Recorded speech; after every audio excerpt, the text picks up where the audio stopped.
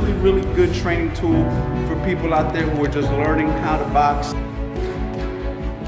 You guys can actually follow along and do all of these combinations with Eddie, or you can pick the ones that you're able to do and just focus on those until you get better. And for even some of you advanced guys, because I know how it is, sometimes you just lose ideas. I don't know what other combinations to throw. I did my basic combinations, what else do I throw? So we went ahead and put some thought into how we can go ahead and give you as much variety as possible.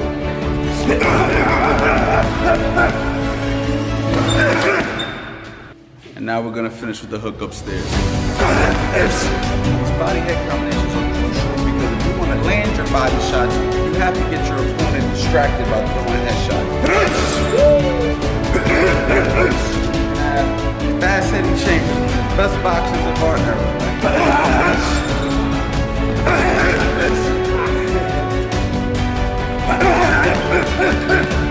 And that's it, guys. So this is going to be really, really good, really informative. Get ready, let's go. So, and the legend grows. So this is, I'm screen sharing it, and he says, his caption is, "This is how Spence talk." I guess you should have put, "This is how Spence gonna be talk." Oh no, this gonna be how Spence talk after Danny Garcia hit him with that left hook. 3 little emojis, and look, I get it. He's teasing. He's teasing, and like he said, he reposted us and the fact that we're interviewing. He said, "Look, it started off with a post, and now it turns into an interview."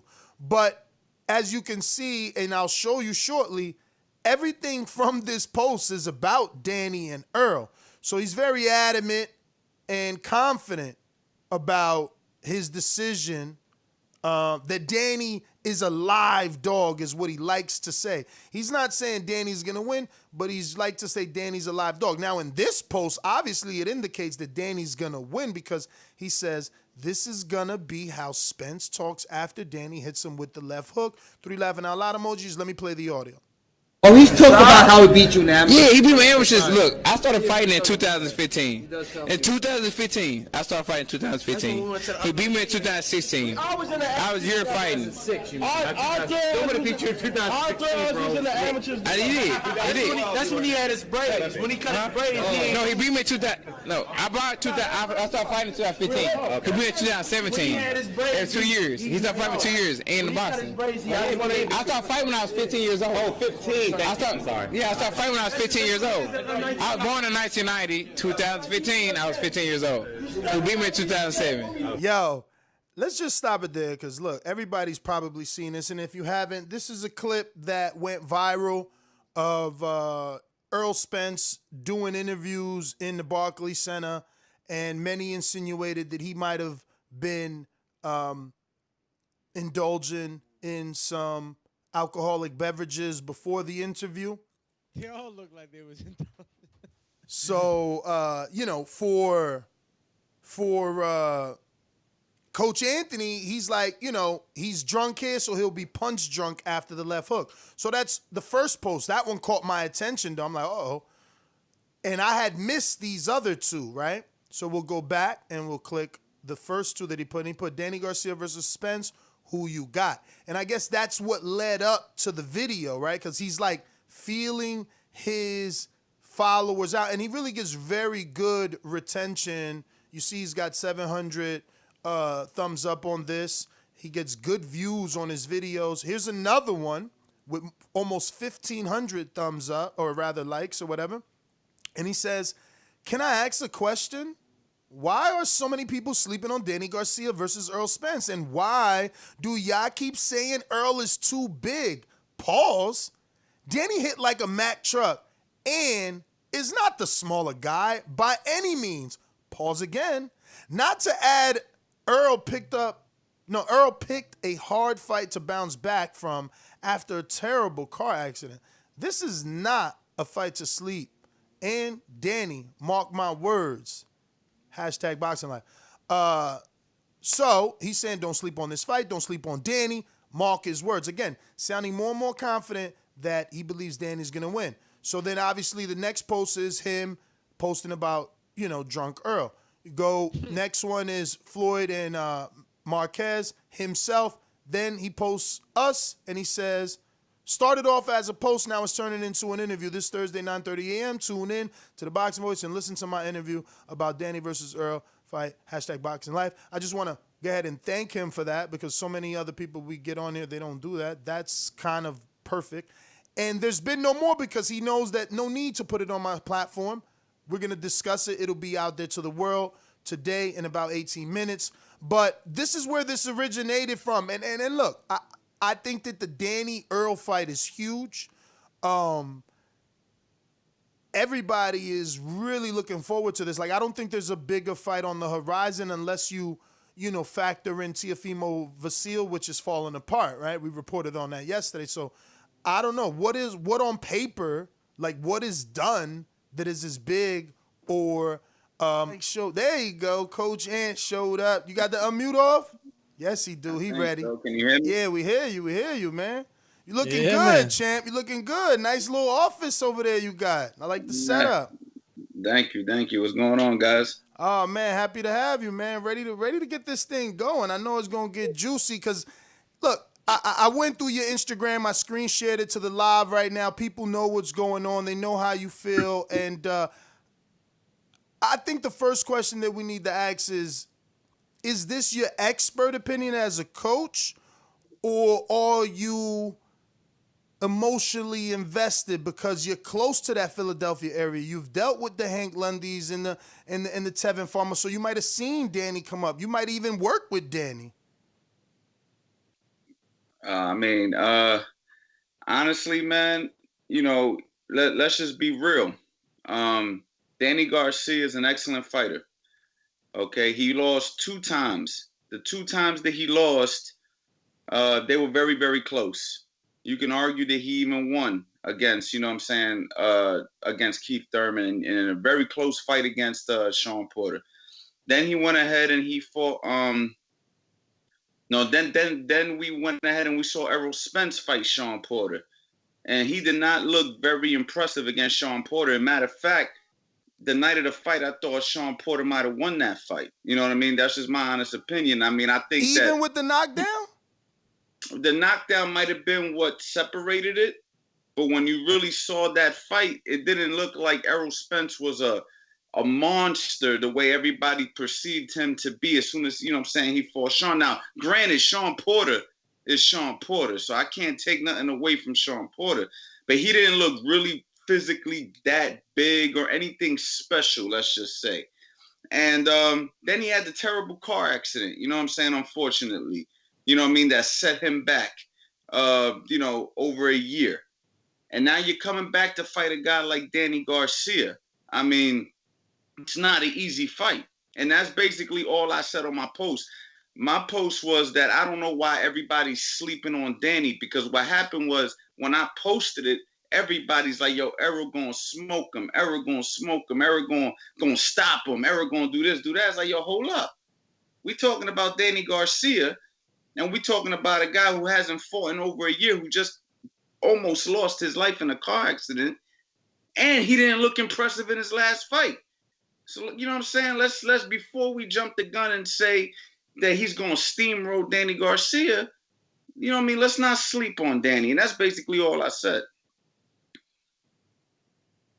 But, that's what you started off saying that. Then it led to your third post, which was obviously a viral video of Earl that, surfaced years ago of him in the Barclays Center giving an interview where some people thought maybe he indulged in some alcoholic beverages, but you said that those slurred words and confusion would come from Danny's left hook. So now you flat out picking Danny to win based off that third Danny Garcia post is what I'm interpreting.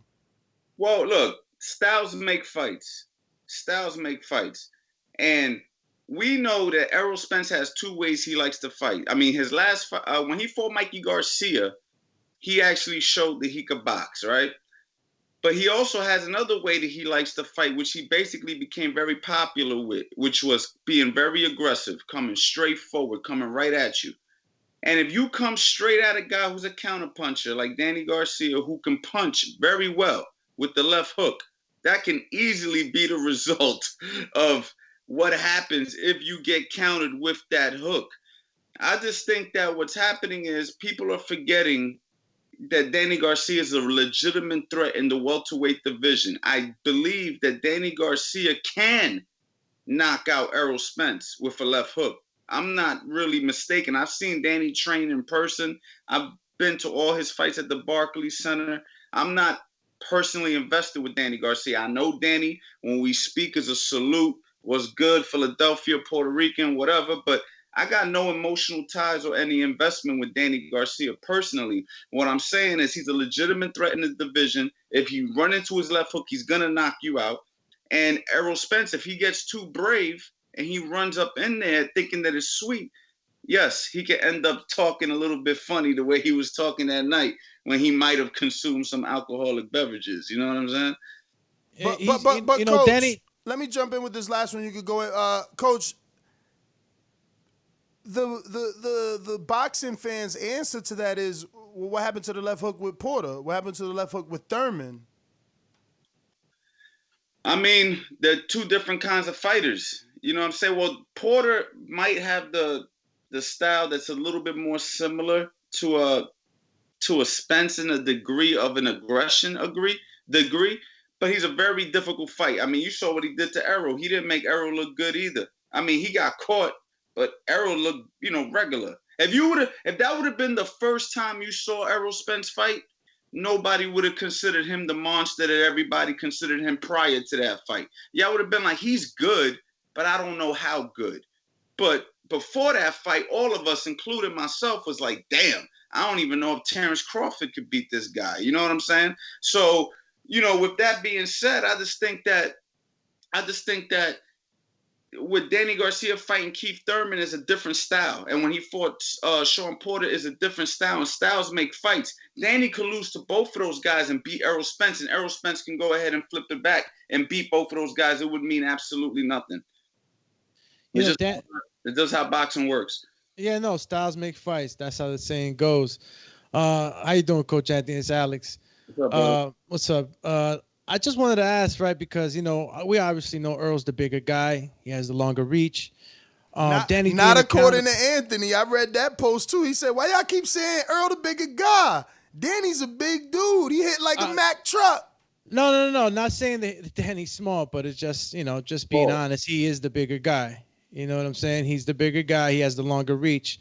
And I don't know if BoxRec is always telling the truth, but it says 72-inch for Earl, and Danny has 68. So to say that, all that is, what does Danny have to do? Because he's usually a counter puncher, and Earl is going to have that reach advantage, and Earl does have a pretty good jab. So what does Danny really have to do in order to get around that?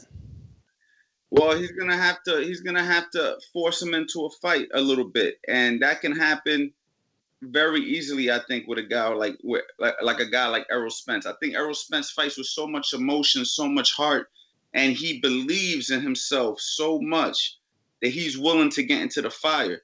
If I was coaching Errol Spence, I would tell him to box. I wouldn't advise him to go in there and do what he does to other guys. I'd say treat it kind of like the Mikey Garcia situation, and let's try to get Danny to come forward a little bit. You know what I'm saying? And then we could pick him apart from the outside.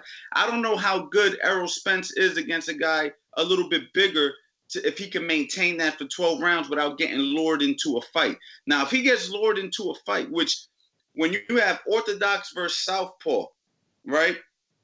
It always it has to turn into a fight for it to really for Danny to really be effective. He's going to have to turn that into a fight regardless, because he's fighting a southpaw. Unless he had the reach and he was able to box from the outside, or if he was a slippery guy, that's a different story. But a guy like Danny has to turn that into a fight. So I just think that you lure him into a fight and you land that big shot. And I think that if Danny lands that big shot, it could be a big surprise to the boxing world. You know what I'm saying? If he knocks him out. And I mean, I wouldn't be surprised. See, it would be a surprise to the boxing world. I wouldn't be surprised. I'd say, well, I told y'all. You know what I'm saying? So, yeah. but I am not by any means saying that Errol Spence ain't the real deal, the truth. I believe he's the truth. I believe that he was the truth leading up to the fight. But all I'm saying is he's coming off of a so-so victory, and he's also coming off of a terrible car accident. I'm glad he's alive. But how's his body going to respond to those punches after a layoff like this and an accident like that? Coach, so I was asking Alex, obviously, because he's fought, and when I spar, I find it super difficult to use a left hook. Like, my left hand as an orthodox fighter is busy, pawing at the southpaw so that he don't hook me. So how is it that you see Danny being effective with the left hook? Not that I don't believe you, I just want to learn. I think that the left hook is an underrated tool against the southpaw. I think everybody talks about the straight cross, you know what I'm saying, being the most dominant weapon. But honestly, when you're boxing the opposite stance, all punches apply. The jab, the cross, and the hook. I know guys that can circle to their left and utilize their jab against the southpaw very well. They keep their foot outside that foot. They pop that jab, they check hook right off of that. If you box a southpaw, one of their main weapons is a check hook. When you go against a southpaw, you throw a jab, they love to check hook and spin out to the right. Anything a southpaw does to us, we could do to them. So and then also Danny likes to throw that right hand to the body, left hook to the head. You saw how he knocked out Rod Salka. That's another effective combination against the southpaw. And if Errol Spence comes in close and tries to work the body, because we know he has a good body attack, he's going to be right there for the left hook. It's not going to be hard to find him at all. So the left hook is a very effective punch. It's just, when do you throw it? How are the bodies positioned before you throw it? All punches get applied against either stance. It's just about positioning and timing. Crazy you said that right now. First thing I thought about was Errol Spence versus Emmanuel Lardy. And Lardy actually stunned him with that punch. He went to the body and then he went up top. He was a southpaw, but he did it anyway. That's gonna be effective. But when you brought up Salka, Danny had to hit Salka with the same combination. And listen, I'm a Danny fan. I just don't sound like it. I know I don't sound like it, but it's because the same thing with me and Errol Spence. I'm an Errol Spence fan, even though right now I don't sound like it. Exactly. It's just that Danny as a welterweight. Can I see him win? Yes, but when you say knockout, I'm like, well, damn, why he ain't knock out certain other welterweights? And then you think of the Salka, that same combination, because I seen you posted it, he had to hit him with the shit 3 times before he went down. He literally hit him with it 3 consecutive times, like boom, boom, boom, boom. And then the last one, bang, bang, and my man finally went down. But when that last one landed... But you think Earl gonna wait there? But when that last one landed, we was all in fear for Rod Salka's life. You dig what I'm saying? Oh, and absolutely. my thing is Danny walks around easily 180, 190 pounds. That's why when I said, why do y'all keep saying he's a smaller person? He might be the shorter person.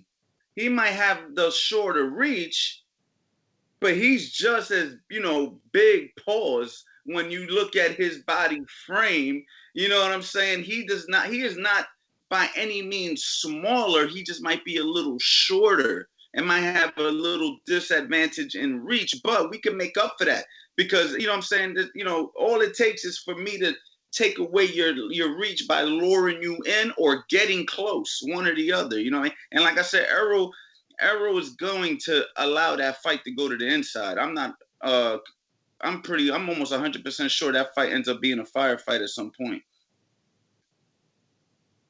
I mean, my man frozen over there at my screen. I don't know about you. Yeah, I'm trying to see if he's coming back, man. Probably having some inner problems, but we'll continue it. Don't worry about it. Errol Spence Jr. coming back. My main concern, Coach Anthony, was not even all that. I'm considering it that Earl's ready. That I believe that nobody in his family or in his camp would let him go into a fight knowing that he's really not 100% just for the sake of money. So I'm counting him to be 100%. Right. My main concern was him not being able to spar at the correct moment in a boxer's camp, and it's going to be enough time for him to get prepared and get his timing back, like you said, because those are one of the concerns concerns after the post accident is his timing back. I was more concerned more than anything with anything cerebral, because anything not firing off the right way, reaction time. So, but just the love that I believe that he has in his camp wouldn't allow him just to go risk his life just for money. So I'm running with that. And what do you think, man? Is it enough time for him to spar? Is it a concern? I mean, I don't know how long he's been out of the injury, and if he's really a dedicated athlete. He's been training, in my opinion, but I don't know. You know what I'm saying? I'm not part of that team. I don't know how they do things, but I think it's enough time because the fight's in November, correct? Yeah. Yeah, he has more than enough time. You know what I'm saying? As long as he didn't fall off the wagon too far. You know what I mean? He's a natural fighter. You know what I mean? The guy could fight his ass off. But it also depends which Danny shows up to. You know what I'm saying? Because I feel like Danny over the years, you know what I mean, has shown a little bit of lack of dedication. I don't know about dedication, but like, I don't know if he's as hungry as he was when he fought Amir Khan, let's just say. You know what I'm saying? I feel like maybe he's made some money and maybe now, you know what I'm saying, he still loves it, but I don't know how. You know what I'm saying? Yeah. That's my only question with Danny Garcia. Now, if he brings real fire, maybe he's got something to prove now. Maybe he's like, you know what? Y'all been sleeping on me. You know what I'm saying? And he brings something to prove. We got a hell of a fight, man. I'm telling you, I don't think that Danny Garcia is somebody to take lightly for any fighter in the welterweight division. That includes if he was to rematch the two guys who beat him. That includes a Manny Pacquiao. That includes all them guys. Danny's a live dog in that division. Coach, so I'm going to say the rumor, but this is coming out of Errol's mouth when he did the All the Smoke podcast or whatever it is with the basketball dudes. He said that he hadn't sparred yet because he didn't get his permanent teeth put in, that he just got the posts right now. So he ain't going to start sparring until September. Who's that now? Errol Spence. So when I bring this up to other coaches and industry people, they say, oh, he could just be saying that as a throwaway to fool people, and really he is sparring. Do you believe he is sparring if he ain't got his permanent teeth and he got to wait to get teeth and all this stuff? Like, don't you got to, obviously you got to use the mouthpiece. So, like, if you ain't got no teeth, can you still bite down? Or is it if you only missing a few, you can still bite down? Like, what's going on in that mouth? Yeah. So my bad, it's a habit. So I don't know, man. I've never dealt with a fighter who's had no teeth. You know what I'm saying? So I don't know, man. I don't know. Who knows, man? You know what I mean? One thing I do know is that fighters don't want to start. But do you believe the information is real? Like, do you believe he said that because it's true, or he said that to, like, lead us on and have us believing he ain't working? He doesn't seem like a guy that I feel would need to lie about his situation, but that is a tactic that I can see being used by a camp. But I wouldn't expect them guys to be sparring, any real serious sparring now anyway. I just think that it's a bit soon. I think that right now you get your body back into shape. You start working on your strength and conditioning. You start working on your fundamentals. And then, leading up to the fight, you start to pick up the sparring because you don't want to leave it all your sparring in the gym either. So I don't believe that he's sparring yet. I don't think that Danny Garcia is sparring yet. I think them guys are just working themselves back into shape, you know what I'm saying? Getting their body, moving again. Because, we've been quarantined. We've been chilling. Like, we don't know what the hell this, pandemic, what was going on 2-3 months ago. I think we were all in the same place where we were kind of just like, let's fall back. Let's make sure this thing, don't kill us. So I'm sure they're just trying to get their their engine revved up right now. They're not worried about sparring just yet, regardless if he had teeth or not. You know what I mean? Definitely. And that makes sense. I didn't even think about it. Like, you really don't need to spar so early. But he did mention in that podcast that he's already lost like 20 pounds and he's been getting the weight down. He's been treating the lockdown kind of as a small training camp. But we do got a few questions from the people before we let you go. The first one's coming from Ruin the 504. He says, in your opinion, what is the most undertaught aspect of boxing? The mental preparation part. I think that, everybody wants to talk about skills and drills, but, there's a big mental component that comes from boxing that needs to be taught to fighters, how to handle adversity, how to handle, crowds that aren't going to be in your favor, how to handle the emotional aspect of it, how to deal with things when you're in the gym, injuries, how to deal with, shortcomings in fights. So I think that the mental, and a lot of fighters just learn mental through experience, but I think if there was a component of training for fighters for the mental, it would help better prepare them for those things that may happen, because, those things will happen at some point. And if you're not mentally prepared, you could break. Yeah, I always say, man, that's people really, really do forget how important it is to prepare mentally, man. And I think that boxing coaches play also more of a life coach. Wouldn't you agree, Anthony? Yeah, I think especially when you build that relationship with a fighter, you know what I mean? Like when you really start to have that click, it just becomes like a, older brother or big brother. Yeah, you're really invested. You're really invested in it. Once you're invested, that's it. You want to see the best for that person in and out the ring. Like all my amateurs that I work with amateurs right now. I could care less if they ever went pro, but I really care about them. You know what I'm saying? So it's like, it becomes a thing where you just want to guide them to make the right decisions. How many years you got doing this, Coach? Short answer. I've been coaching for 10 and involved with boxing for 20. If a kid walked into your gym, 308 pounds, 6'6", American, never fought, just played high school and like 1-2 semesters of football, would you be excited because he's hungry to learn and says he wants to box? Or do you just, how do you handle that situation? When I see a person come in 308 pounds. 6'6", though. 6'6", okay. That's a different story. 20 years old. Yeah, I'm excited for sure. My goal is he dedicated? If he's dedicated, I'm excited. No doubt about it. But he has to be dedicated. So I would have to see that through his training. Yeah.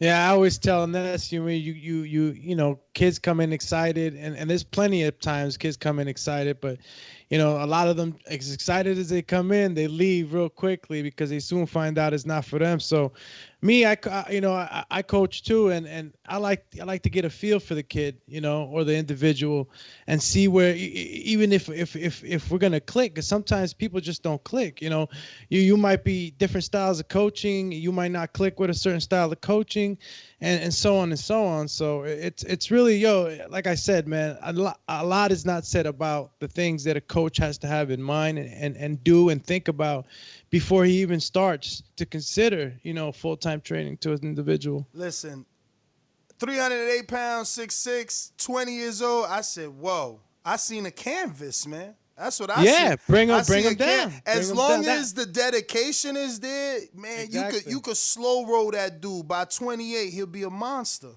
Monster. I agree. That's definitely what trainers are looking for. They're looking for a person who can physically do, have attributes that will help enhance what we're teaching.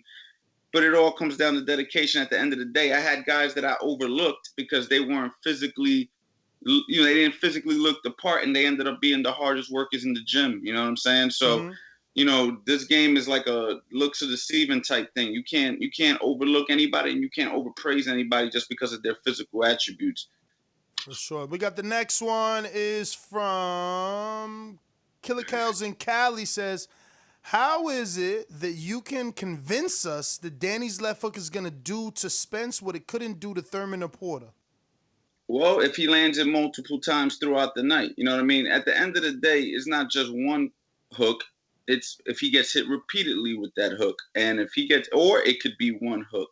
I just think that if Spence gets overconfident and he tries to go in there and fight with Danny, yes, Danny can knock him out. You know what I mean? But I also feel that Spence has all the attributes and the tools to beat Danny also. So it's a pick-em fight. You know what I mean? It can go either way. Kenny says, do you believe Danny can make 140 again? I don't think so. I mean, depending on how much money's on the table, I'm sure he can make it work. But I don't think that that's something that he's looking to do. And I don't think that he would probably go back that route. I doubt it. Dr. Mofongo Long Island says, please give us your assessment of Wilder Fury 2, inclusive of controversy or not, depending on whether you buy into any of what's alleged. And if you were Deontay Wilder's head trainer, what would your approach be heading into the third fight? Appreciate your insight. Love your videos. Thanks, Coach. Appreciate the love and support. Look, man, I like Deontay Wilder, but I just think that Tyson Fury, if I'm gonna be honest, is just a better fighter, better boxer, just bigger person. I just think that it's an uphill battle for Deontay Wilder. I thought that he was losing the first fight. I thought he lost the first fight with the knockdowns. So, and then the second fight, we saw what happened. So I just think for Deontay Wilder, this is a very difficult fight for him. If I was coaching Deontay Wilder, there's so many things that need to get worked on with Deontay Wilder. I just don't know at this stage of this career that he can improve that much, because he's been doing it successfully for so long with what he has. But the goal would obviously be, we got to land that right hand, baby, because we already saw what happened when he landed it. So the goal would be different ways to land that right hand, different ways. We would work on different approaches, different things that we can do to land that right hand. You know what I mean? And that would probably be the whole game plan, honestly. I wouldn't try to box Tyson or run up on Tyson. It'd be just trying to land that right hand, The Earthquake in Brooklyn says, hey, Coach, thanks for coming on the show. Over the years, it seems Danny and or his team have disregarded his weakness, i.e. slow feet, low punch output, no cutting off for the ring, in favor of his strengths, timing, counterpunching, one-shot power. I believe his best performance was against Matisse, where he moved and punched. Will we see that version against Spence? Salute. 100 emoji. Salute. I think that if Errol Spence presses Danny, then we can see that. See, the reason he was able to do that against Matisse, because Matisse was a come forward guy, so it brought that style out of Danny. I think that Danny knows how to box pretty well. He's a pretty successful amateur boxer. I think that he knows how to box. I just think that, I think that Danny can do those things, and you just have to bring him out in Danny. You know what I'm saying? I think that Danny is capable of those things, but they have to get brought out in Danny. And I agree. I think that there's some things that can be improved with Danny that I believe he really has the capability to do. I love to work with Danny if I had the chance. You know what I'm saying? But, it's like, it is what it is. You know what I mean? That's the problem with success. You know what I mean? I think Teddy Atlas said it once. He said, the worst thing you could do is knock a guy down in the first round with a punch, because then you think you're going to get the knockdown every time. It's kind of the same thing when you're winning fights a certain way. You just get into a mode where you keep doing the same thing because it's working, and you don't work on your flaws. And then next thing you know, you're at the world championship level when it's too late. You know what I mean? All right. We have James Valdez from San Antonio, Texas. Angel and Danny make a great father-son team. We have another set of father-son teams coming against each other in Team Loma versus Team Teofimo. Who do you got winning that fight, and why, if and when that fight happens? And look, man, if I had to bet the house, I'm betting with Loma. I just think that I just think that he. Yo, as a man that's coming in here talking about knockout from Danny, who hasn't knocked out a welterweight in ages, you ain't picking Tio by knockout after Linares put him down and Pedraza made him look like a pepperoni face? Oh, man. Come on, Coach. Let me down right now. I'm a Loma hater, though. They got me as a resident Loma hater. I picked Salido to beat him, so I just feel like I should pick him against him every time since then. I mean, look, Lomachenko, man, he's a proven guy. I just think that Lopez has more to prove. And now, from what I'm seeing, there's a money dispute. This is his big opportunity. Like, if you really want to go out there, take whatever they putting on the table, go ahead, knock this guy out with your knockout. No way. No way. They're not giving him whatever. They're offering him good money. Listen, nah. Hold on. Don't even help. Listen, you work with Tevin. So we gonna put it. I don't want to talk about his money. I don't want you to talk about his money, but we got to put him in that situation. If Tevin was still the champ and he was offered a unification with more than 3 belts, how is he gonna take what Devin Haney got for a mandatory? How many belts does Teofimo Lopez have? Teofimo got 1. He got 1. Okay, but it's a unification. It's a unification because Vasil got like 3. Like, if it's your first title shot, yeah, you take short money like Gervonta Davis did with Pedraza. But now you're a champ and you about to unify. When do you make money? You just keep taking short money? I don't know, champ. I mean, listen. There's a give or take here. There's a give or take here. I see what you're saying, and I agree with you. 1.2, coach. It's only 1.2 though. Like, yeah, listen. But if you know you could beat somebody, and they're Lomachenko, you go and you beat that guy. Because guess what? After that, there's no denying you. Yo. You see what I'm saying? There's no denying you after that. Eddie, if you don't fight him, then Lomachenko goes ahead and he does something else. There's always gonna be that hanging over your head. So it's a give or take in that situation. Lomachenko's old, coach. They put the money on the table. You never fought Loma. Now Loma retired. So what? That happened with Riddick Bowe and Lennox Lewis. And listen, Loma the one old. Tio got his whole life ahead of him. And we talking about 1.2 million for the biggest fight of your life. He's been falling out Loma for the longest, though. And they trying to slave him with 1.2. Devin Haney made $1 million to do a mandatory. A mandatory. No, but Jesse Vargas, listen to this. Listen to this. Jesse got 1.8. Hold on, Ness. Let me ask you a question. If I say, yo, Ness, I fuck you up now. Oh, I'm sorry. I'll beat your ass or whatever.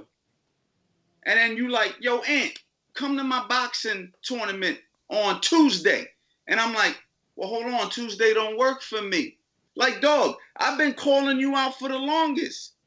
You know what I'm saying? Like, how you gonna be calling somebody out for the longest? And now when it presents itself, you know what, bro? Yeah, because just because I called you out, don't mean I'm gonna take a crazy offer.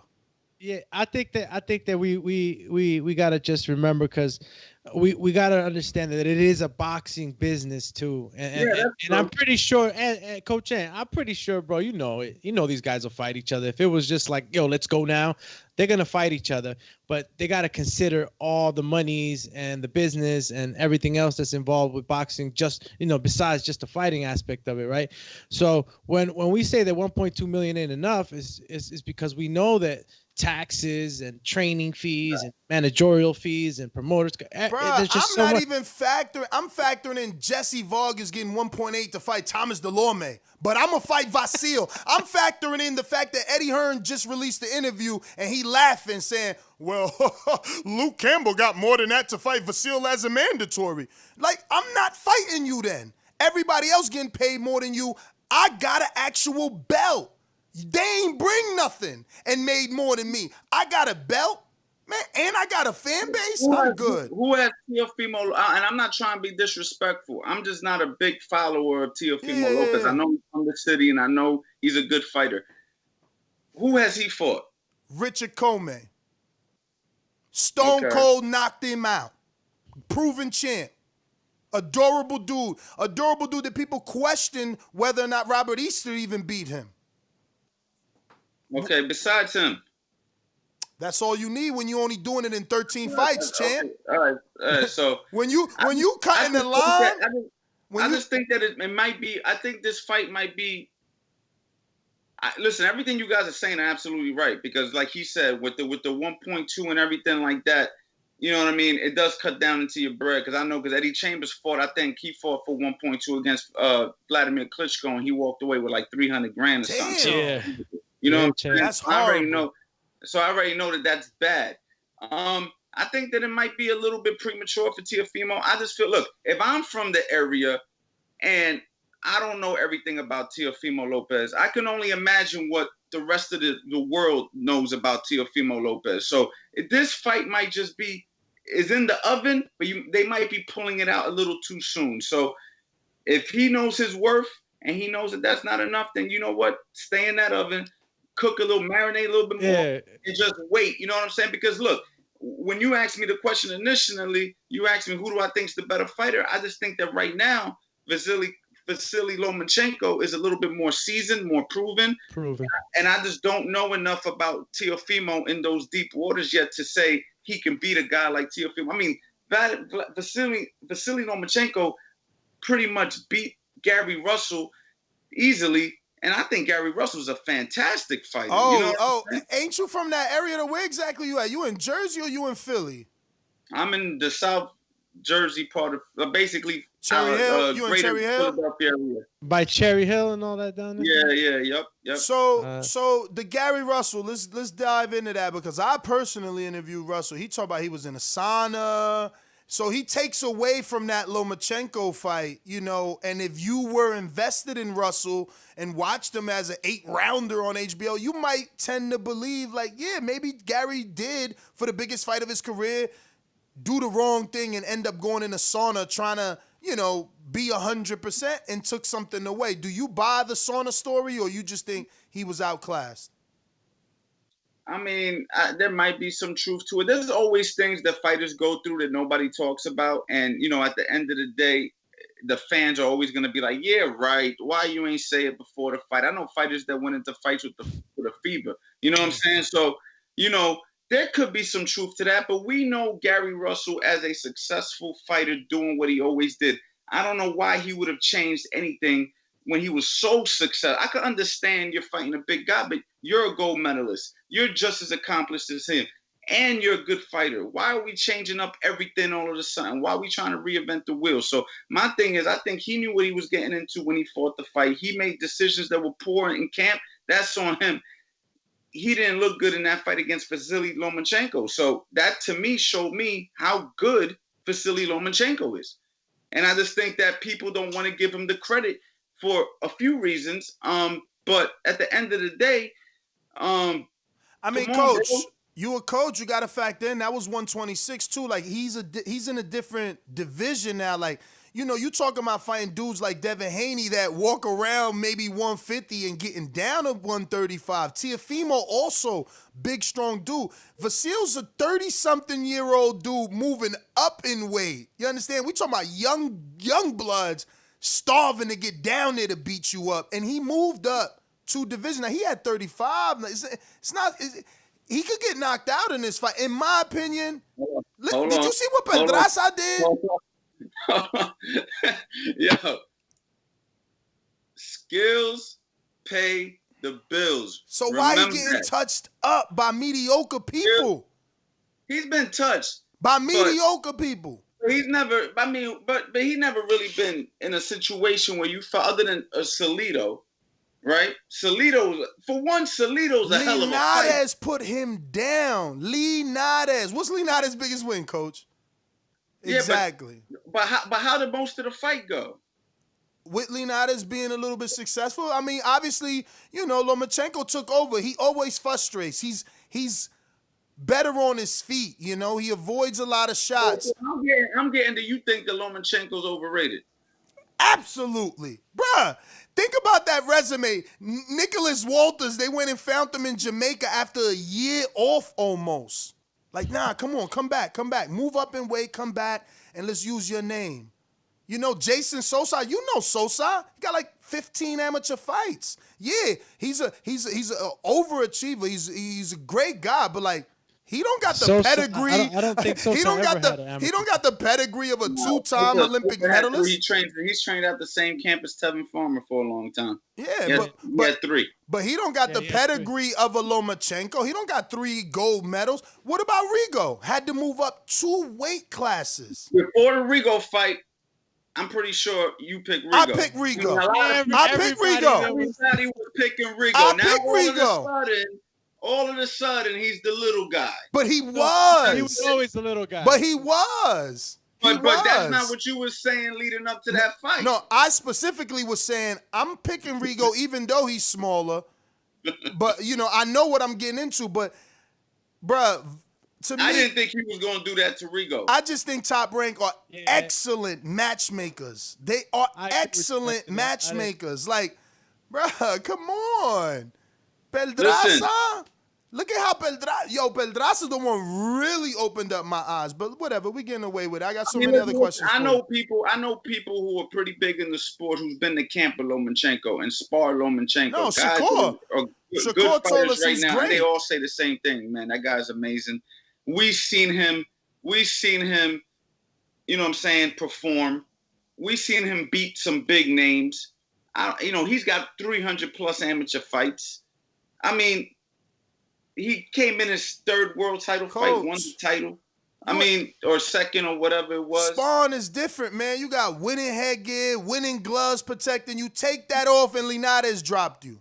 So get in there with Teofimo, he knocking you out. Get in there with young Devin Haney. Yo, these kids they're 10 years younger. Like, you got to see that disadvantage in the sparring at least. In the gym, at least in sparring. Like, if I'm 40 and I get in there with a 30-year-old, he gonna put something on me. He just younger than me. Manny Pacquiao, Keith Thurman. Look, Keith, Keith had 2 years of injuries. He was chilling. He was chilling in Nepalese or whatever. Floyd Mayweather versus the world. When you're the best, bro. It don't even matter. Listen, Floyd did the A-side thing. Look at what he did to Marquez after coming off of 2 years off. Brought him up. Just blew the weight, gave him money for the weight. Like, people are strategic. Daniel Jacobs blew the weight. Look, this is boxing, but it's a business, man, and you got to be strategic. Why would Vasil duck Devin Haney then? Why you giving up your belt? So now you about to fight Tio, but it can't be for undisputed because you gave up a belt. You franchise. I was at the convention, coach. Like, he literally petitioned to be franchised. Canelo was bestowed that title. He's so big, they're like, yo, we got to get it popping with someone who could endorse it. Let's go to the Michael Jordan of boxing, Canelo. Boom. You the franchise. Now people know what franchise is. Vasil, like, yo, let's go to Mexico. Or his team, rather. Not him. He's a fighter. Let's go to Mexico and petition. Why we going to fight that young dude, Devin Haney? He ain't fought nobody. Why we want to fight him? He's a natural 135-pounder. Sucking down. There's 100 million gym stories about how good this kid is in sparring. Nah, we don't need that smoke. Devin! Oh, no, Devin's the real deal. No doubt about it. So then why Vasil didn't fight him? Why he vacated his belt? Probably for the same reason, you know what I'm saying? Your man don't want to fight Lomachenko, right? He's probably like, I'm going to fight a tough fight like this for small bread. Like, you know what I'm saying? He's Vasily Lomachenko. He has so much more to lose than a guy like Devin Haney. Devin Haney got his whole career. He can say he fought him early like Canelo when he fought Floyd. So I can see why he'd move away from But he was his mandatory. Teofimo is negotiating. You see the difference here? Yeah, this is where the boxing business gets into play. Yeah. I see what you're saying. This is where the boxing business gets into play and everything is business. But when we just eliminate the business, let's eliminate the business and talk about just skill. And who do you betting the house on Teofimo Lopez versus Lomachenko? Let's just put the bread up. No business involved. No, I'm not betting the house, but I am picking Tio, and I'm confident. Are you picking Tio because you're close to him? Because I could tell. No, I'm not. I'm not close. I don't gamble. I'm not close. I don't gamble, but I'm picking Teofimo Lopez. I got 100 push-up on demand bet with him. He the bigger man. You know what I'm Do saying? you really believe Teofimo Lopez is gonna win, or you just feel because? No, I really do. I really do. I really don't do. And believe I'm it. Honduran, Coach Anthony. That's my paisan. So I know I have. So he's telling you he's biased. That's what he's saying. No, But no, listen, no. I'm telling you that I've been on Teo since a long time ago. I wonder if I'm biased for Danny Garcia because he's Puerto Rican and from Philly. I wonder. I'm telling you, yo. But listen, I don't have a relationship with Teo. He's been on here a few times. We've interviewed him and all that stuff. But I mean, from what I've seen of, look, I don't want to make it seem like I don't think he's the real deal. I just think that Lomachenko's more established. You know what I mean? So if I'm gonna put the money up, it's like betting on stock.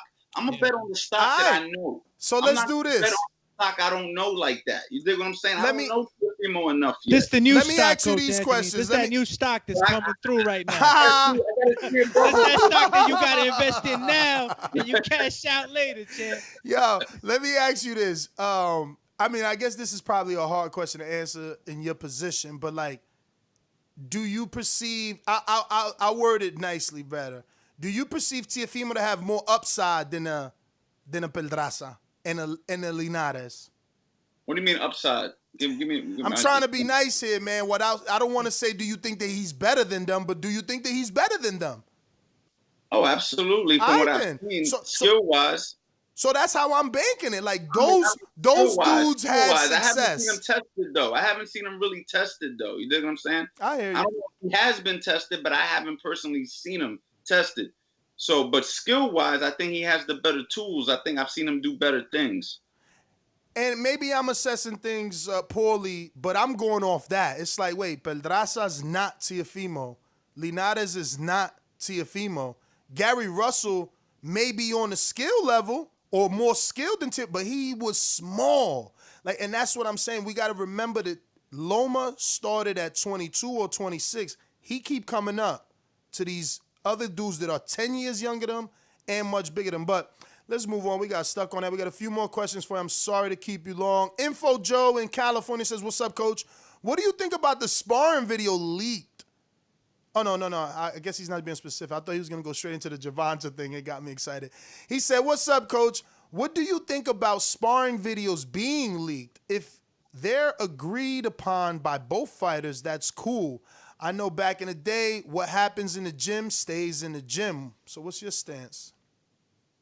I mean, I'm old school that way. I think if you got my word, you got my bond. You know what I'm saying? So if you go ahead and you guys have a verbal agreement and then you break that agreement, that's kind of a show on character. So I'm not cool with it. But, you know, with social media being such a influence in our lives right now, you know, right away people want to take any little success and show it to the world. So I understand the emotional side of it. But at the same time, it's like, bro, we had the conversation, dog. Like, I don't need everything to be in writing for our contract to stand. You know what I'm saying? I'm old school like that. So if I say something, I'm sticking with it. So if you break that, that's kind of, you know, foul play, in my opinion. Next one is from Big Casual. He says, what up, coach? Do you think that Danny Garcia can win a belt at 54? I don't know. I think 54 is a little big for Danny. I think 47 is a good weight for Danny. I think Danny, if he's gonna win another belt, it'll be at 47. Yeah, I don't really see Danny being super successful at 54. I think he should stay at 47. You know what I mean? All right, the next one's coming in from King Amin of Essex. That's here in Newark, New Jersey. Said, what's up, coach? You got Boots, Ray Robinson, Danny Garcia, Isaiah Wise, Tevin Farmer, J-Rock, and many others. Who's the best fighter from Philly and why? Well, I mean, besides my man Tevin Farmer, you know I'm going to say Tevin Farmer, right? You know what I'm saying? I'm biased, though. But, you know, then, of course, we got Boots, man, seems to be like the best thing since sliced bread. You know what I'm saying? He just like the kid is just amazing, man. Everything I see him do is like, I can't wait to see him fight some top competition, man. I just, you know, and taking nothing away from them other guys, but Boots is something different, man. He's special. You know what I mean? I just don't know. I just can't wait to see him actually fight somebody at that high level. I think he's ready right now. You know what I mean? Yeah, that's a question a lot of us are asking. Is he ready now? And I mean, our audience definitely lets us know that they want him in there with a top level guy. The next one's coming in from Scott, the Christian Fight Fan. Says, "What's up, Coach? God bless. I just want to say I really enjoy your instructional boxing YouTube videos. Keep up the great work. What is next for my guy, Tevin Farmer?" Well, thank you for all of that. But Tevin Farmer just started training again, so right now he's just waiting for, some business things on his end to square away. Hopefully, the JoJo Diaz thing, comes into play. That's really what the goal is. The goal is he wants JoJo Diaz. That's all we talk about.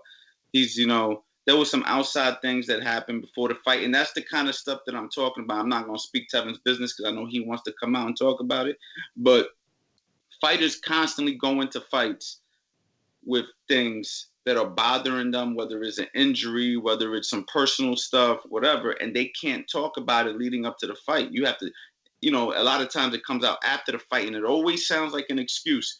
And Tevin made it very big that he didn't want to sound like he was making excuses against JoJo Diaz.